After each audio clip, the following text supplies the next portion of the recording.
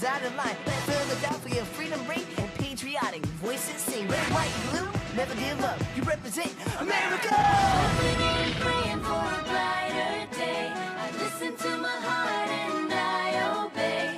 How can I see it any other way? I'm looking at life with my own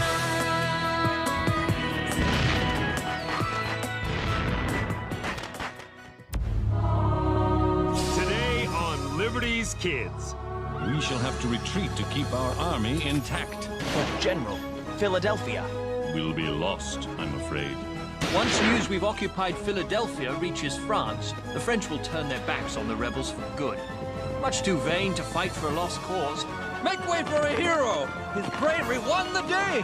Which eventually led to Gentleman Johnny Burgoyne's surrender at Saratoga. That was a sight to see.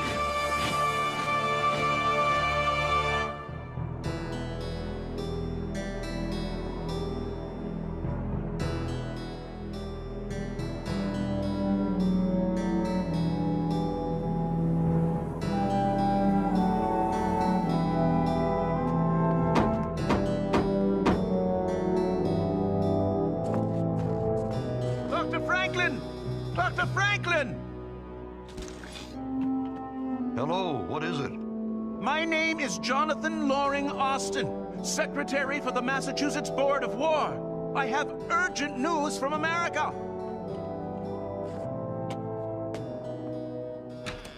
Tell me, Mr. Austin, are the rumors true? Do the British occupy Philadelphia? I'm afraid so. Congress has fled to York. Wait, there's even greater news. The British General Burgoyne has surrendered his army at Saratoga. Come in, Mr. Austin. Christmas has come early this year.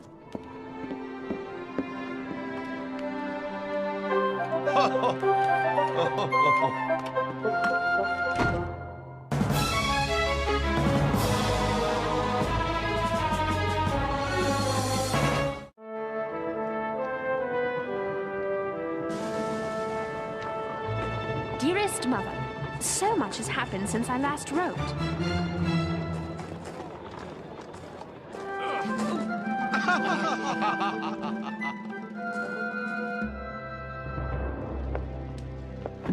Winter has arrived, and Philadelphia remains occupied by General Howe and his army.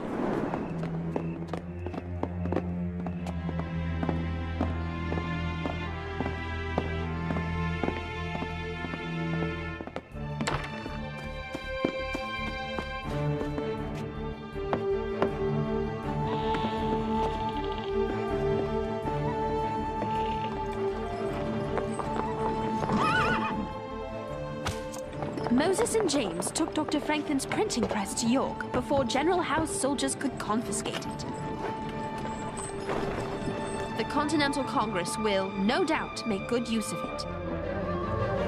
As for Dr. Franklin's house, Captain John Andre has seized it and made himself quite at home. He dines often with Peggy Shippen, the daughter of a local gentleman with sympathies for the crown. The less I say about her, the better. Every night there is a ball. Well, I have gone to one or two to be polite. Under the circumstances, it is impossible to enjoy them. Everyone acts as if we were living in London. But the Americans always do something to remind us that we are in their country, in the midst of a war. Moses and James are now in Newport, in the colony of Rhode Island, to buy inks and papers for the press. There! From a merchant who I believe Moses said is Jewish. Little Henri is still here, however, and Captain Andre has delighted in giving him quite a bit of responsibility around the house. But here is my greatest secret. I don't like living with all these strangers, even if they are British. If only you were here, I'm sure I wouldn't be so confused. Your loving daughter, Sarah.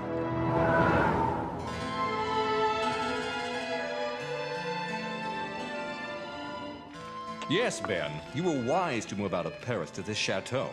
It's closer to Versailles and far more private than my quarters at the hotel. Not to mention more inconvenient for the French and British spies. Dr. Franklin, Mr. Dean, I don't mean to interrupt, but I've just learned some very important news. Paul Wentworth, The chief of Britain's Secret Service has arrived in Paris. What in heaven would Wentworth be doing there? He wants to meet with Dr. Franklin.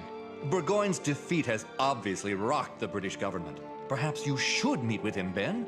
No, I want you to meet with him first. Hear him out, but commit to nothing. In the meantime, I will pay a private visit to France's foreign minister. We'll play the British off the French so we can get what we want. And what exactly is that, Dr. Franklin? Check to your king.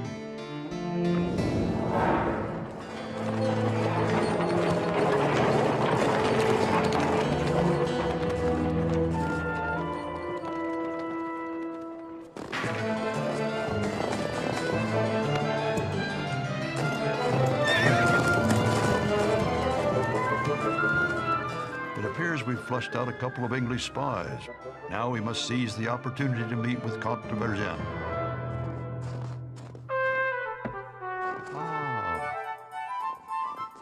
A ship sails for America in 4 days. Have these delivered by messenger. You can count on me, Doctor. Good luck.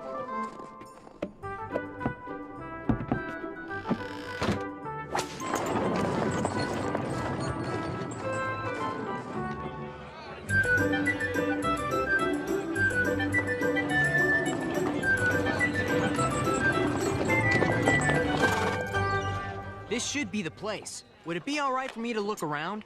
I want to check on the Rhode Island Brigade and see how they're doing against the British. I suppose.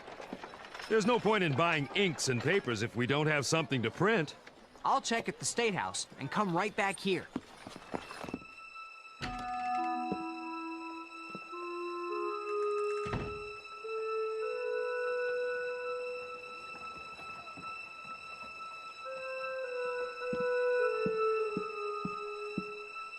That telescope's imported from Italy. Can I help you find something in particular, sir? I wrote you from Philadelphia about inks and paper. Ah, yes. Dr. Franklin's man, Moses. You've got a good memory. Well, you and I do share the name of the man who led my people out of slavery in Egypt, Moses Michael Hayes, at your service. If you don't mind me saying, I haven't met many Israelites. Neither have I, for that matter. We are but a small fraction of the American population. But I take it, Moses, that you are a free man. Yes, sir. Many less fortunate than you have been bought and sold on the docks here in Newport. Some, I have to admit, by my own people. And some in Africa by mine as well. But forgive my manners. May I offer you something to eat or drink? I wouldn't want to impose. It won't be fancy, I assure you. I lost everything I own when a ship I purchased went down in a gale. In fact, I've only recently come out of debtor's jail. A lonely place, I can assure you. But I don't have to tell you what it feels like to not be free. Makes a man value every day he is free. Please. Thank you. It's a funny thing about freedom. A lot of people talk about it without really understanding it. That's a fact. I moved here because Rhode Island guaranteed freedom of religion. Well, my people here do have our own temple of worship, but we're still not considered full-fledged citizens. Still, I'd rather be a free man in the United States than a servant to the Pharaoh of England. I mean the king. Moses! Yes? He works with me at the newspaper. I see. I found out about the Rhode Island Brigade, all right. They sent a list of people they suspect of being Tories to the Rhode Island Assembly. Now, the Assembly has posted a list of suspects that it's demanding take a loyalty test by signing an oath in public. Mr. Hayes, I'm afraid your name is on this list.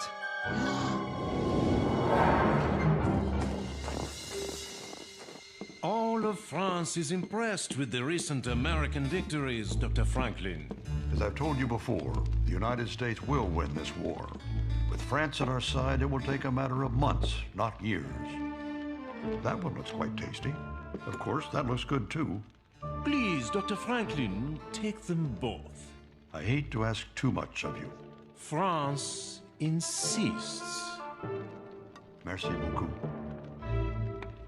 Unfortunately, Doctor, His Majesty King Louis does not wish to offend his brother-in-law, King Charles of Spain, by signing a treaty of alliance with the United States. I thought this was between France and the United States. Spain owns a vast amount of land in America. King Charles feels that if you have taken what is England's, then you most certainly will take what is his. And France cannot make any agreement without King Charles' approval. I've been a patient man, and I don't mean to be rude, but given the circumstances... At least stay and finish your pastries. I'm sorry, but suddenly I feel in the mood for some English tea. Au revoir.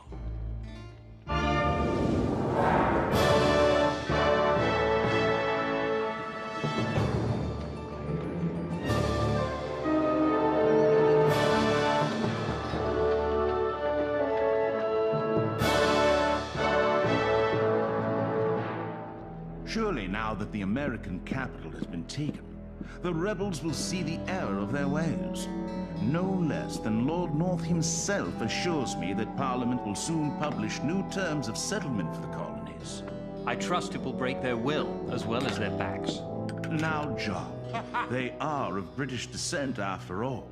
No, I believe the terms will be quite generous, as long as the Americans are willing to give up their stubborn notion of independence. What are you doing here? Spying on them! Get back in the kitchen before you get caught. Of this, I'm certain. Once news we've occupied Philadelphia reaches France, the French will turn their backs on the rebels for good. They're much too vain to fight for a lost cause. Besides which, everyone knows they despise the notion of liberty. Yeah! The French will help!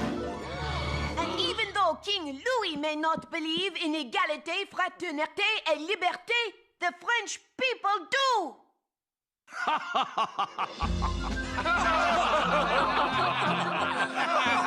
Equality, brotherhood, liberty! Hey! Put me down!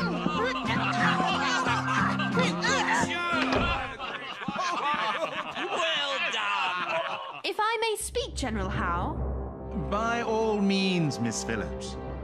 From what I've seen, too much has changed for the Americans to accept anything less than full independence.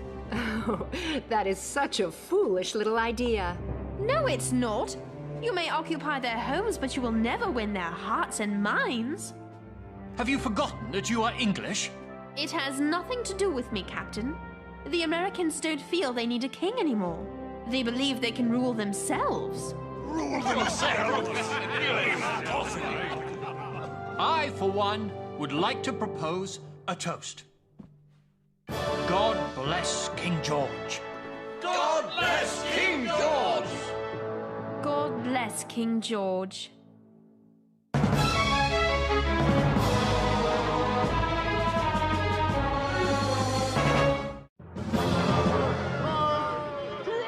Moses Michael Hayes? Yes? What can I do for you? Moses Hayes, you have been summoned to the State House. Take him away! We don't need the likes of you. Traitor! I still don't believe it. The nerve, the gall, the absolute cheek of the British. You asked me to listen to Mr. Wentworth, and I did. But to insult you and me by offering us money and titles in exchange for becoming turncoats? No doubt Count de Vergennes already has heard the details from his spies. This is all going extremely well. Going well? I don't understand. We have fanned the flames between Britain and France. Now it's time for me to meet with Mr. Wentworth. But surely you don't intend to accept his offer? Hardly, but Count de Vergennes won't know that. There they are! Rotten Tories! Look at it! Traitors! I have here a list of men accused of being disloyal to the patriotic cause of American independence. Read the names. Get the traitors out! We don't want them here! As a representative of the Rhode Island Assembly, I am here today to demand that each and every one of the accused sign a public oath of loyalty to the revolution. Moses Michael Hayes, step forward. Mr. Hayes, are you ready to sign the oath? I have the right to face my accusers. Who here has any proof of my disloyalty? Or is it that there is some other reason I am accused? Could it be that I am an Israelite? Will you sign the oath or not? Every time I venture to Paris, I am reminded of how much I despise it. Quite a beastly place, don't you agree, Dr. Franklin? Actually, I've grown quite fond of it. I understand you're quite the celebrity here. Yet your blood is English. A man of your character, given the proper circumstances, might find a warm reception from his king and country. In other words, you'll give me a title if I betray the revolution. If you insist on being blunt, very well. Yes, His Majesty is prepared to reward those who show their loyalty. I need not remind you that much has changed since you came to France. General Howe has taken Philadelphia. I like to think that Philadelphia has taken Howe. This letter was given to me by a man at the highest level of the British government. It is Britain's determination to fight for another 10 years, rather than grant American independence. In that case, America is ready to fight 50 years to win it, which, by the way, I don't believe will be necessary. Gentlemen, I've called you here tonight because it has come to my attention that Dr. Franklin met today with the Chief of Britain's Secret Service. I'm afraid we are facing a dangerous new development. France has already lost America to Britain. Do we stand by and lose our claim to the West Indies as well? His Majesty has told me that we must prevent this from happening at all costs. We have held off any alliance with the United States to prevent a war with Britain, but we must face the fact that the only thing worse than such a war would be an agreement between Britain and America. It is time for this council to act. With all due respect, I will not sign. I will not sign because I am as patriotic as any man in this room. But I am also an Israelite in a land of Christians, and as such, I have not been granted the liberty to vote. My people have a temple here in Newport, but none in Boston, for the law there forbids Jews from public worship. Rhode Island was founded on religious tolerance, yet I am still not considered a citizen. And why? Because I worship God after my own fashion. Neither the Continental Congress, nor the General Assembly of this state, nor the legislatures of any of the other colonies have ever taken notice or provided rights to Israelites. Until such a time as we are, all of us, ready to recognize each other as equals, I will not sign this oath.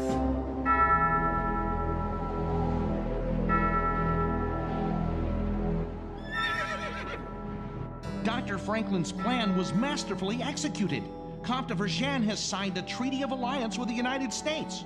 King Louis has finally agreed to grant Dr. Franklin an audience. It will mean war between Britain and France. You've given us every single letter Dr. Franklin has written to Congress. Why not just intercept the treaty as well? Even I can't do that. You think Franklin suspects you're a spy? The old man has no idea. It's a secret I shall take to my grave. I believe you will. Here you go, Edwin. 500 pounds as promised. God save King George. Mr. Hayes, it's Moses.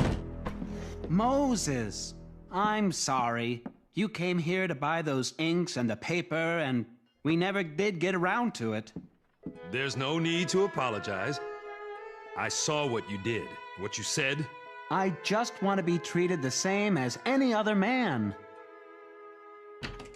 Mr. Hayes, there are some people outside who want to see you. What can I do for you? Mr. Hayes, you made a great deal of sense. If all men are created equal, it only seems fair that each and every one of us should sign the oath. You would really do this? Permit me to be the first.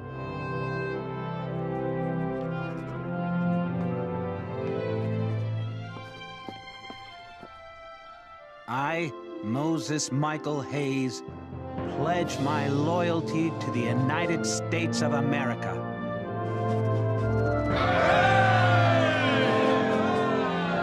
Moses, do you really think all men are created equal? An idea's only as strong as the people who stand up for it. And a lot more people are going to have to stand up for equality before it comes true.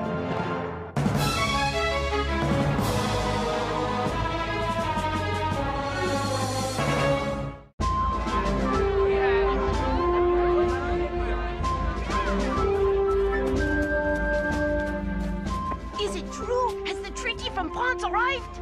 Yes, and Richard Henry Lee is about to speak.